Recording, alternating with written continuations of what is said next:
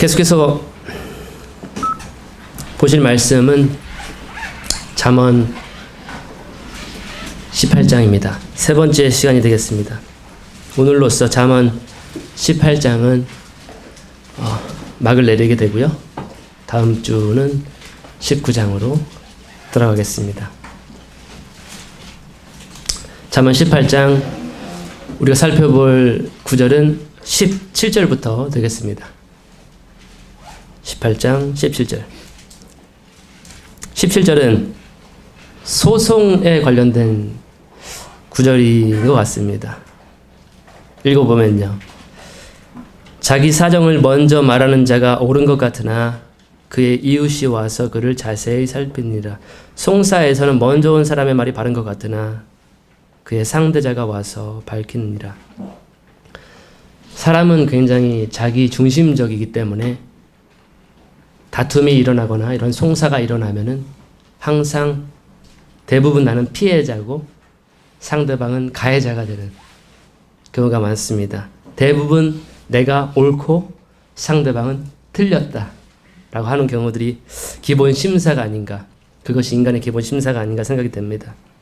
그렇게 송사가 왔을 때, 그래서 우리가 지혜로운 것은 뭐냐면 한쪽 편만 혹은 먼저 송사한 사람의 말에 귀를 기울이기보다는 양쪽 쌍방의 말을 잘 귀를 기울이고 분별을 해야 그릇된 판결을 내리지 않을 수 있겠다라고 하는 그러한 구절이 되겠고요. 이러한 말씀은 우리 부부관계에 있어서도 많이 적용이 될 것 같아요. 아내는 자기 친정에 가가지고 남편 욕을 막 하고, 그러면 남편이 이제 처갓집에 놀러 갔는데 장모님이 나한테 막 구박하고 면박하고, 네, 남편의 사정을 잘 모르시고 한쪽 편 말만 듣고 이렇게 하는 경우들이 있을 수 있거든요. 그래서 부부 상담을 할 때라든지 뭐 커플 상담을 할 때라든지 그 외에 형제지간에도 이렇게 이러한 일들이 일어날 수 있거든요. 형제간에 송사하고 하는 경우가 있을 텐데 우리가 한쪽 편에 치우치지 않고 그 양쪽의 말들을 잘 듣고, 아, 남편의 말은 이렇고 아내의 말은 이렇구나, 이러했을 때 거기에 합당한 그러한 판결을 분별을 하는 것이 지혜다라고 하는 것을 17절은 이야기를 하고 있습니다. 18절은 제비 뽑기에 대한 구절입니다. 제비 뽑는 것은 다툼을 그치게 하며 힘센 자들 사이에서 나누느니라. 그렇게 해서 먼저 송사하고 네가 맞네 내가 맞네 하다가도 이 서로 승복하지 않고 어떠한 판결에도 승복하지 않고 막 다툼이 계속될 때가 있겠죠. 그럴 때 취할 수 있었던 방법들이 바로 그 중에 하나가 바로 제비가 아닐까, 제비 뽑는 거죠. 서로 결과에 승복하지 않고, 그래 그러면 제비를 뽑아서 이 제비의 결과대로 우리가 승복하자, 우리가 그만 싸우자라고 할 수 있는 그러한 다툼을 그치게 할 수 있는 장치가 제비 뽑기로 우리가 볼 수가 있는 부분입니다. 재밌는 이야기를 제가 잠시 예화를 설명을 드리면은, 옛날에 삼형제가 살고 있었습니다. 그런데 이제 엄마가 심부름을 시키죠. 엄마는 그래도 제일 믿어온 큰 애에게 이제 심부름을 시킵니다. 나가서 지금 나무를 무쳐야 되는데 참기름을 좀 사와라. 큰 아들에게 시킨단 말이죠. 그러면 큰 아들은 어떻게 해요? 그 심부름을 둘째에게, 야, 가서 참기름 좀 사올래? 이렇게 되죠. 그러면 둘째는 또 어떻게 해요? 막내한테 가서, 막내야 일로 좀 와봐라. 지금 어머니께서 참기름을 사오라고 하는데 지금 당장 가서 사와라. 급하다. 맛있는 저녁이 우리를 위해서 준비되고 있다. 항상 심부름을 막내에게만 전달되는 거예요. 그런 경험 있으신 분? 예, 제가 있습니다. 제가. 그래서 이제 그런 심부름을 시킬 때 그래도 심부름 값이 남으면, 거스름돈이 남으면, 지금은 뭐 카드로 다 결제를 하지만 옛날에는 현금을 줘서 뭐 좀 사와라 한단 말이죠. 그럼 심부름 값이 한 몇백 원 남는단 말이죠. 그러면 저는 기뻐했어요. 막 되게 빨리게 달려가가지고 구멍가게 가가지고 그 용돈을 벌기 위해서 마다하지 않았었죠. 근데 형들은 그 잔돈에는 관심이 없죠. 야, 가서 네가 사와라. 막내에게 전달이 되는데, 그러다가도 이제 뭐 잔돈도 안 남고 엄마가 딱 돈을 맞춰가지고 100원짜리까지 맞춰가지고 주신단 말이죠. 그러면 정말 가기 싫거든요. 그래서 투정을 부리죠. 형이 가. 왜 형한테 시켰는데 왜 나에게 보내는 거야? 그럼 이제 형들이 하는 장치가 뭐예요? 야, 그러면 묵찌바로 결정하자. 가위가위바로 결정하자. 예, 이러한 것이 제비국 뽑기의 그 연결선이죠. 야, 그럼 우리가 싸울 것이 아니라 묵찌바 하자. 그래서 갈라보자. 지는 사람은 결과에 승복을 해야 되는 거죠. 그것이 법칙이죠. 그래서 다툼을 그치게 하고 형제 간에 그러한 불만과 이런 것들을 잠재울 수 있는 것이 제비 뽑기라고 하는 장치라는 것이죠. 옛날에도 이 성경 시대에도 그러한 장치들이 있었던 것 같아요. 다툼을 그치게 하기 위해서 제비를 뽑게 하는 그러한 장치들. 19절은 성난 형제에 대한 혹은 실족한 형제에 대한 구절입니다. 실족. 굉장히 이제 막 노엽게 되는 거죠, 형제가. 19절에 실족한 형제는 견고한 도시보다 얻기 어려운즉 정복하기가 어려운즉 그들의 다툼은 성체의 빗장과 같으니라. 개역성경으로 보시면 노엽게 한 형제와 화목하기가 견고한 성을 취하기보다 어려운즉 이러한 다툼은 산성 문빗장 같으니라.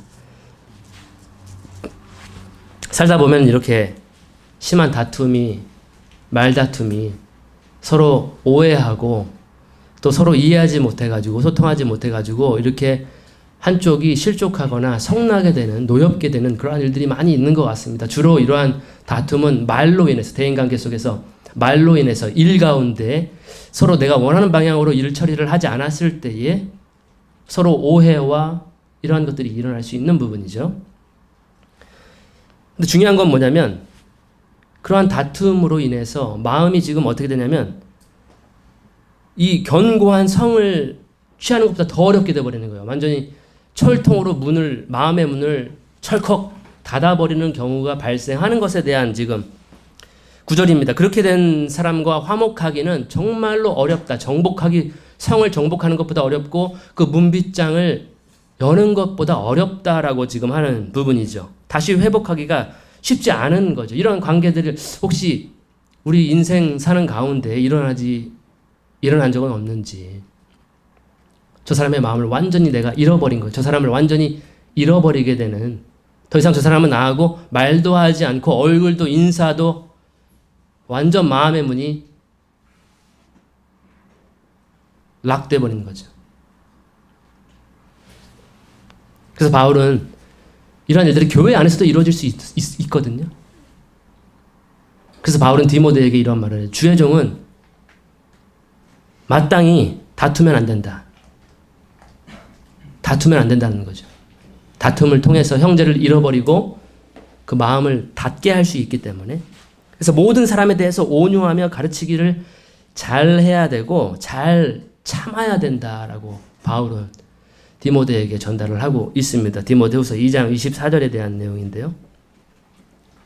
다투면 안 된다. 다툼을 피해라. 무익한 변론도 피해라. 그러다가 형제를 잃어버릴 수 있기 때문에, 지금 그 형제는 아직 그것에 대한 그만한 지식과 어떤 마음 상태가 되지 않은 상태에서 다투고 변론하고 누가 옳다, 내가 옳다 이렇게 하다 보면은 그 형제를 잃어버릴 수가 있기 때문에 오래 참아야 된다라고 하는 그런 권면을 디모데에게 전달을 하고 있는 부분이 있습니다. 그래서 그러한 심한 다툼이나 형제를 잃어버리거나 자매를 실족하게 하는 일들, 마음을 완전 닫아버리는 일들을 미연에 방지하기 위해서 우리가 해야 될 것은 말조심입니다. 말조심. 말을 우리가 삼가야 돼요. 입에 재갈을 물려야 되는 것이죠. 다투지 않아야 된다는 것이고, 20절이 바로 입술의 열매에 대한 구절이 되겠습니다. 사람의 배는 그의 입의 열매로 만족되며 그는 자기 입술의 소산으로 충족되리라. 우리가 하는 그 입술의 말들 있죠. 그 열매들, 입술의 열매들은 다른 사람의 배를 채워주는 것이 아니라 누구에게 채워지냐면 바로 내 배에, 만족하게끔 채워지게 되는 것이고, 좋은 말로 많이 다른 사람에게 말을 한다면 내 배에 좋은 열매들을 가득 충족하게 먹게 되는 것이고, 나쁜 말을 많이 하게 된다면 비판하는 말과 여러 가지 거친 말들과 상처 주는 말들을 많이 하면 그 열매를 내가 지금 많이 먹고 있는 것이다. 그것으로 충족하게 되는 것이다. 라고 20절은 이야기를 하고 있습니다. 이러한 일들이 우리 가운데 계속 이루어지고 있는 것이 아닐까. 이러한 잠언의 내용들이. 21절도 혀에 대한 구절입니다. 사망과 생명이 혀의 권능 아래, 권세 아래 있나니 혀를 사랑하는 자들은 그것의 열매를 먹으리라. 사망과 생명이라고 하는 것이 이 혀의 권능 아래 있다. 혀의 권세 아래 있다. 죽고 사는 문제가 바로 우리 입술, 혀에 달려 있다. 굉장히 큰 권세죠. 나를 살게 하는 것, 나를 죽게 하는 것, 그것이 내가 사용하는 혀의 권세에 있다.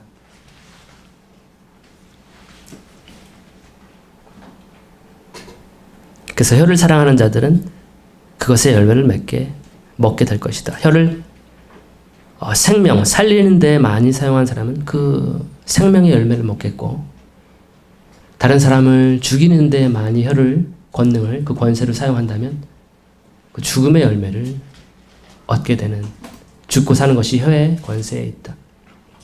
우리는 좋은 말만 해야 되겠죠. 항상 선한 말만 해서 은혜를 끼치는 말만 해야 되겠죠. 다른 사람을 살리는 말만 해야 되겠죠. 복음적인 그런 말만. 근데 뜬금포가 이제 다음 구절에 있습니다. 오늘 우리가 오후 모임 시간에서도 이러한 관련해서 아내에 대한, 결혼에 대한 이야기를 했었는데 거기에 어떠한 연관이 되지 않을까 그런 생각이 들기도 합니다. 22절에 누구든지 아내를 얻는 자는 좋은 것을 얻고 여호와의 호의를, 은총을 얻는 것이다. 개역 성경으로 보시면 아내를 얻는 자는 복을 얻고 여호와께 은총을 받는 자니라. 이게 쭉 우리가 17절부터 봐왔는데 갑자기 뜬금포예요. 갑자기 왜 아내 얘기를 할까? 내가 듣고 싶지 않은 구절인데, 내가 피하고 싶은, 내가 보고 싶지 않은 구절이 왜 갑자기 뜬금포로 빡 거기에 나오는 걸까? 왜 지혜자는 갑자기 아내의 유익에 대해서 이야기를 하실까? 우리 여기 앉아 계신 자매님들 많이 계시지만 한 남편의 아내의 신분들도 있고, 그렇지 않은 아직 남편을 기다리시는 그러한 정결한 신부의 모습을 하신 분들도 있고,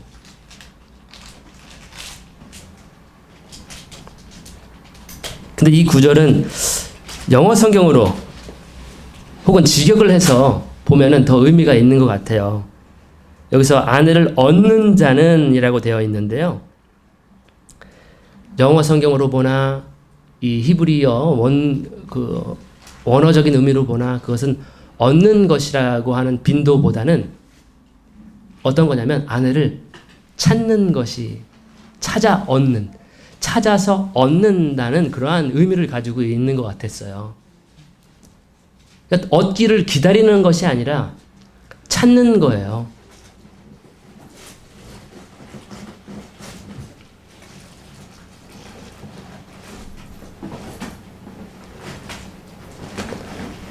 여기 우리 자매님들 많이 계시지만 여기 형제분들이 더 많이 계시죠.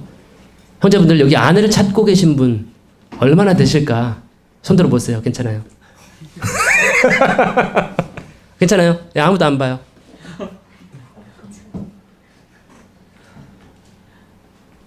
없네요. 그러면 여호와께 은총과 여호와께 복을 지금 구하지 않는다고 하는 부분인 것 같아요. 그래서 얻는다는 것은 찾는다는 것입니다. 아내를 찾는 자는 좋은 것을 얻는 거다. 좋은 것. 굉장히 좋은 거예요.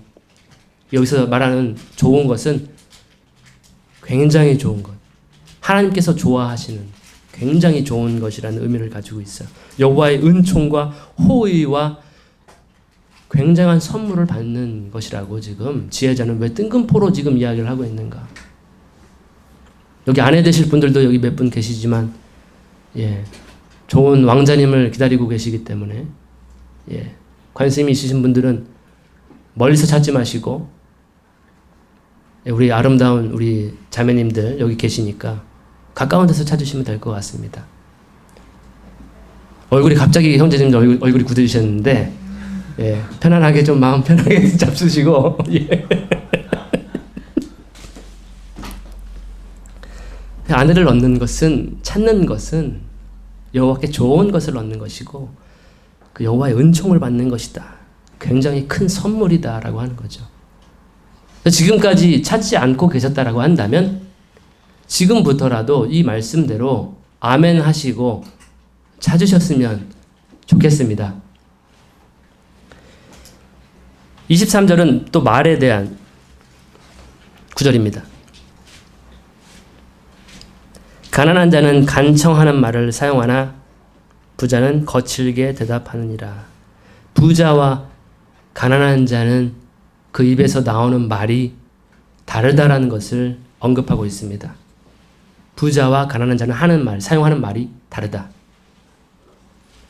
성급하게 일반화할 수는 없겠지만 지혜자는 이러한 지혜를 전달하고 있습니다. 어떻게 부자는 얘기를 하냐면 부자는 상대방을 배려하는 말을 안 합니다. 상대방의 기분이 어떻게 될지를 관여하지 않고 지금 보면은 거칠게 대답한다는 것이죠. 여과 없이 순화 없이 바로바로 뼈를 찌르든 듯이 직격탄을 날린다.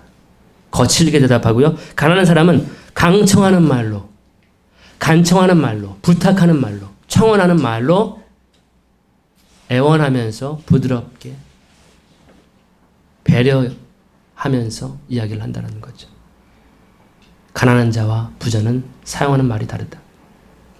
그래서 주님은 어쩌면 심령이 가난한 사람이 복이 있다. 관련이 있을지는 모르겠지만 마음이 가난한 사람은 배려하는 말을 한다. 그렇기 때문에 이러한 배려하는 사람 주위에는 항상 좋은 사람들, 선한 사람들, 좋은 말 하는 사람들이 많이 있을 것이고 부자의 주위에는 사람들이 없을 것 같습니다. 왜냐하면 모든 사람은 부드러운 말과 선한 말, 은혜로운 말을 원하기 때문에 우리가 지난 시간에 시편을 봤었는데요. 그 시편 중에 왕에 대한 묘사를 하는 시편이 있었습니다. 그 왕의 입술에는 은혜가 있기 때문에 여호와께서 그에게 영원토록 복을 내리셨다라고 하는, 우리가 섬기고 있는 그 왕의 입술에는 은혜가 넘쳤다는 거죠. 모든 듣는 자로 하여금 은혜를 끼치는 말을 하셨다는 거죠. 모든 듣는 자로 하여금 회복되는 말씀을 하셨다는 거죠. 모든 듣는 자로 하여금 용서함을 받는 말씀을 하셨다는 거죠. 그들을 구원하는 말을 하셨다는 거죠. 때문에 많은 친구가 있지 않을까. 반면에 그 말 속에 불친절함이 있거나 거친 말, 또 희롱하는 말, 깨끗하지 못한 말, 그런 말이 있는 사람은 친구가 되고 싶지 않은 것을 우리가, 왜냐면 저 사람하고 얘기했다가 괜히 내가 말로 한 대 맞거든요. 말따귀라 그러는데, 예, 말따귀도 한 대 맞고 이 가슴 깊숙이 상처를 받기 때문에 그 사람 주위에는 가고 싶지 않죠. 은혜로운 입술을 가진 자에게 우리가 가게 되어 있죠.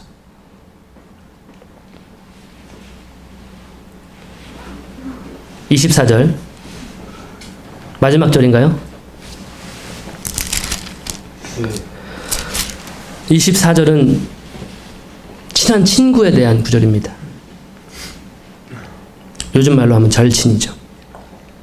여러 친구를 두는 자는 반드시 자신을 다정한 자로 보여야 하나니 형제보다 더 친밀한 친구도 있느니라. 개역성경어로 많은 친구를 얻는 자는 해를 당하게 되거니와 어떤 친구는 형제보다 친밀하니라.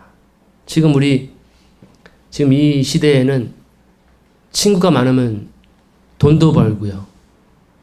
팔로워가 많아지면 많아질수록, 구독자의 수가 많아지면 많아질수록 인기를 얻고 유명세를 얻는 시대에 살고 있습니다.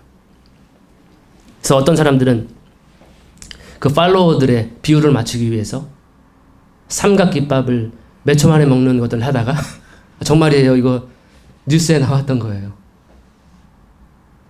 몇 초 만에 먹기 하다가 병원 응급실 실려가지고 질식해 죽는.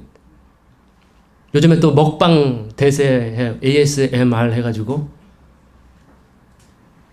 뭐 한상 가득 차려가지고 이거 뭐 쉴 새 없이 계속 먹죠. 그 팔로워들, 친구들을 관리하기 위해서. 그들로 인해 내가 먹고 살기 때문에, 인기로 먹고 살기 때문에 채널 만들어가지고 그러다가 죽잖아요. 그러다 죽어요. 먹다가 죽어요. 그런 시대에 살고 있습니다. 그래서 많은 친구를 얻기 위해서 두누면은 지금 여기 보니까 다정한 자로 보여야 된다. 그 친구 관리하다가 진 다 빠진다 이거죠. 개혁성경에서는 해를 당하게 된다. 정말로 해를 당하게 되는 경우가 있다라고 하는 거죠. 지금 오늘날 우리의 실제 사례로 그 많은 친구들 관리하려고 팔로워 관리하려고. 근데 어떤 친구는 형제보다도 더 친밀한 그런 거 안 해도 그러한 것 안 해도 어떠한 친구는 정말 이러한 형제보다 더 가까운 친구가 있다라고 하는 거죠. 이러한 친구가 인생에 이러한 친구 한 명이나 뭐 3명 있으면 뭐 인생 성공했다라고 이야기하죠. 저를 한번 가만 생각해 봤어요. 나에게는 이러한 친구가 있는가? 혹은 지금 우리 공동체 안에, 믿음의 공동체 안에 나에게 형제보다 더 가까운 친구가 있을까? 나를 형제보다 더 신경 써주고 사랑해주고 도와주고 조언해주는 그러한 친구가 있을까? 그래서 생각해 봤습니다.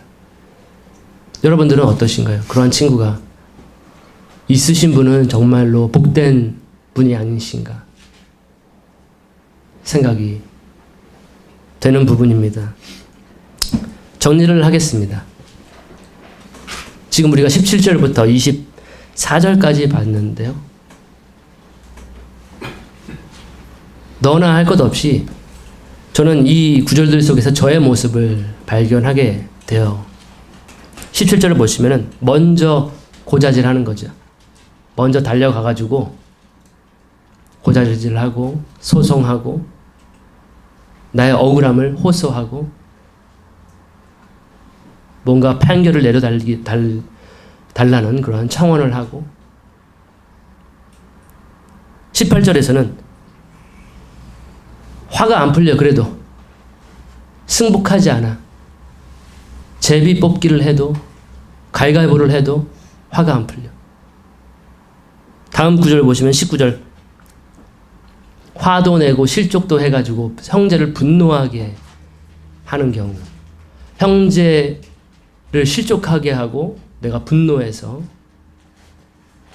그래서 그 형제는 나하고는 완전히 관계가 끊어져 버리는 마음문을 닫아버려서 나하고는 어떠한 말도 하려고 하지 않는 그러한 관계를 만들기도 하고요.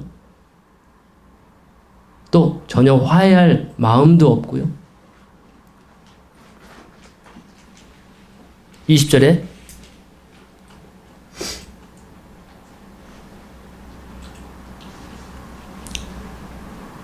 그 입술의 말인데요. 흉보는 뒤에서 그 사람 욕하고 그 사람 비방하고 계속 비방하는 말로 내 배를 채우는 거예요. 그래야 좀 만족이 되는 거예요. 그 사람 욕해야 내 배가 좀 속 시원하다. 내 배를 채우는 거죠. 그런 말들로 그 사람 욕하면서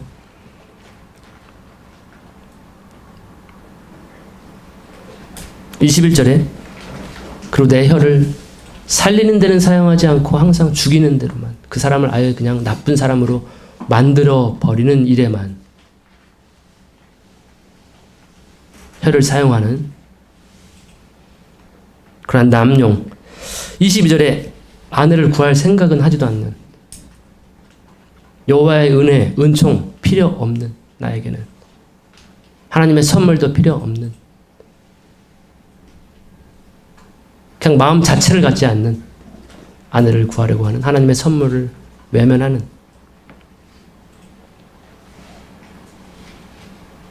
(23절에서는) 강청하는 말, 권유하는 말, 이렇게 부드러운 말로 하지 않고 거친 말로, 당당한 말로, 거만한 말로, 마치 부자처럼 함부로 말을 하기도 하고, 다 저의 모습이 있는 것 같아요.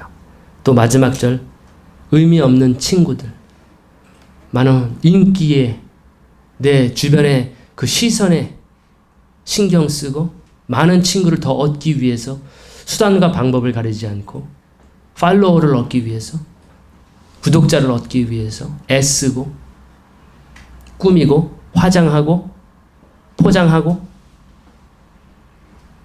그런 모습들이 여기 다 있는 거죠.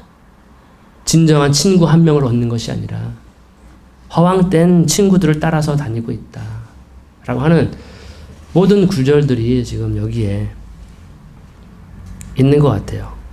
그러한 저의 옹졸함과 이 구절들이 다 나에게 관련된 부분이구나. 내가 이렇게 못났구나. 난 정말 공고한 자구나.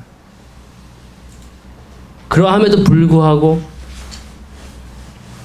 나의 이러한 정말로 연약한 모습, 옹졸한 모습, 화해하지 않는 이러한 나의 성품과 성격과 못남에도 불구하고